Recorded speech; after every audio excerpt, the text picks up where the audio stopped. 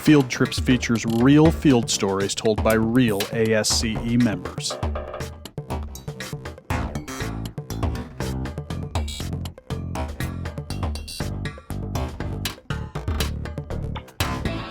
Good afternoon. My name is John Wolosick with Keller North America, and this is my second field trip. I want to discuss a couple of projects that were done a long time ago in the early to mid-90s with the Alabama Department of Transportation, where I met some very interesting characters that left an impression on me my entire life. The first project was done, started in 1993, went all the way through 1994, and it was a large landslide repair on US 43 in a little town called Littleville, Alabama. Littleville is in the northwest corner of Alabama, between Muscle Shoals and Russellville, and there was a fill slope there that had failed in the middle of the night and caused some fatalities. There was a big wreck of trucks, etc., and it was repaired quickly, but that repair was also experiencing problems. And we were asked by Alabama Department of Transportation to provide a design as an alternate using micropiles instead of a drilled shaft wall. And it was an interesting project. It was instigated by a very fine gentleman by the name of Hank Covington, who was a registered professional engineer and worked at the Bureau of Materials and Tests in Montgomery for ALDOT.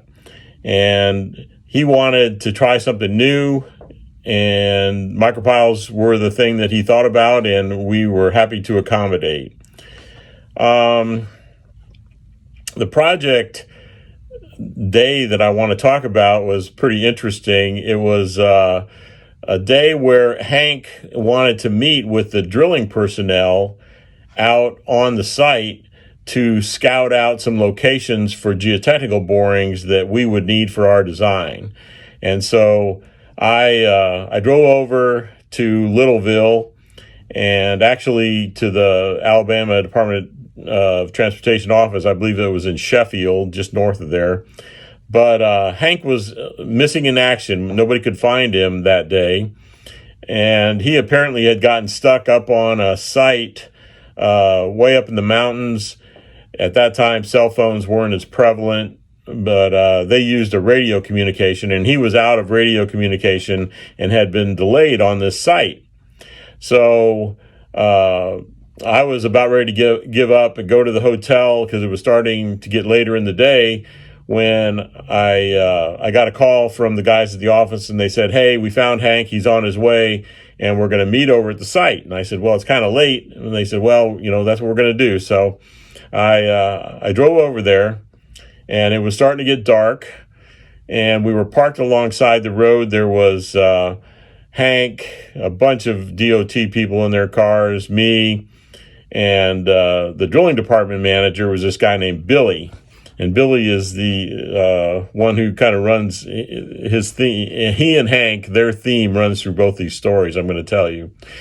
So Billy wanted to know where the drilling was going to be done. And Hank said, "Well, we're going to drill along here wherever they want us to." And so the guy who was the resident engineer said, "Well, there's a big culvert that runs under here." And Billy goes, "Culvert? What culvert? We can't drill through a culvert." And he says, "Well, it runs right through here." He goes, "Well, is it perpendicular, parallel?" And the guy said, "No, it's on askew." And he goes, "Well, we got to locate that culvert tonight, or because we're going to start early in the morning, and I'm not drilling through a culvert." So by that time, it had gotten pretty dark, and trucks were whizzing by at about 65, 70 miles an hour. The shoulder was only about 15 feet wide. It was terrifying.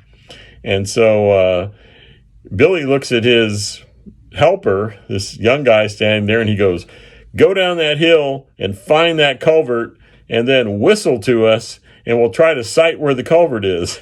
And this young guy looks at Billy and looks down this hill into the sheer darkness with the trucks whizzing by, and he said, "I'm not going down that hill." And Billy said, "Yes, you are. You're going down that hill or I'm going to fire you." And the guy said, "That's the craziest thing I ever heard. I am not going down that hill, so I guess you're going to have to fire me." So Billy was steaming.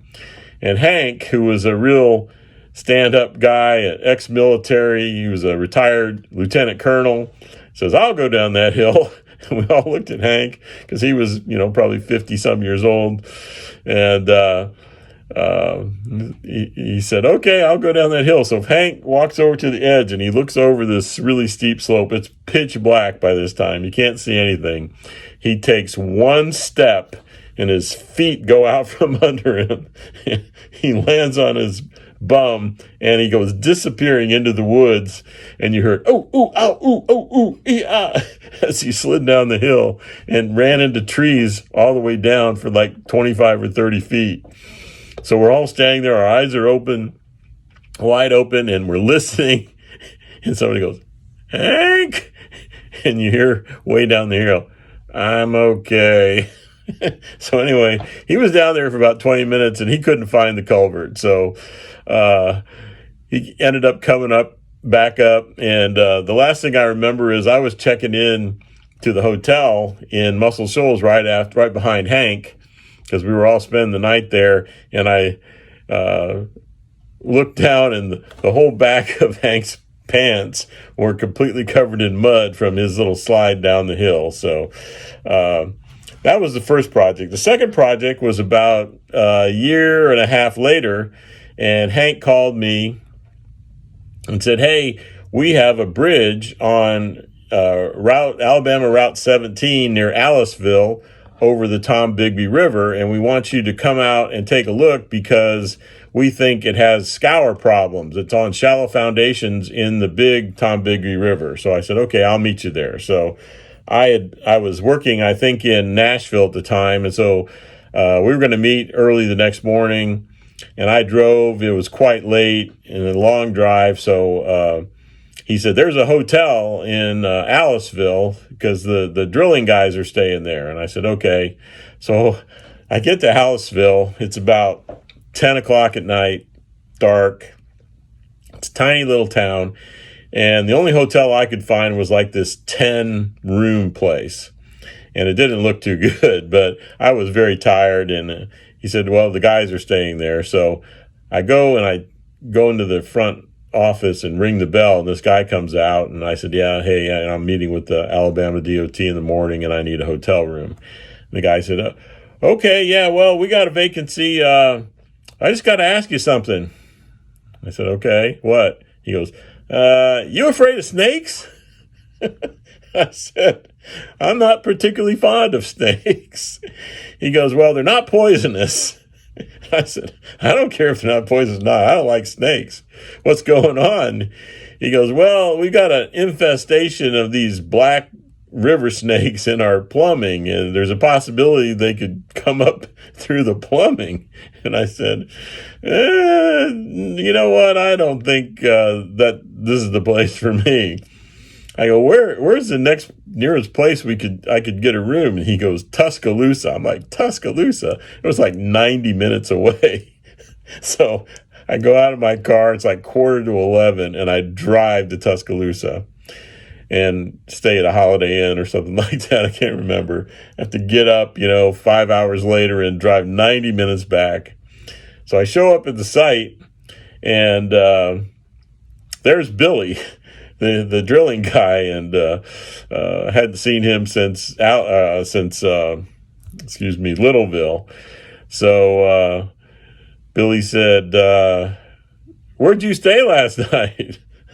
I said, "Tuscaloosa." He goes, "That was smart." I said, "Well, I went to the hotel and they were telling me about these snakes." I said, "Where did you stay last night?" He goes, "Tuscaloosa."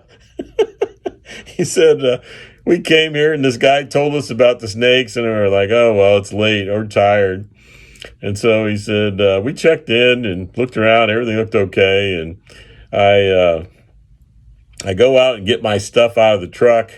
And I come back in, and I have to use the restroom, and I go in, and there's 3 snakes in the bathtub. And I had to go out and get my shovel out of the truck and kill them. I said, "You stayed there?" And he goes, "Well, we were already unpacked, and it was late." He said, then in the middle of the night, I had to get up and go to the bathroom. He said, I was feeling my way around. I didn't know the room. And I sat down on the toilet to steady myself. And he goes, I felt a splash. I jumped up and turned on the light, and there was this big black snake in the commode. I flushed him down the toilet. He said, so ever since then, we've been staying in Tuscaloosa. So this is a tribute to Hank Covington. This is a picture that I'm very fond of that I call the three hats picture. This is me in much younger days.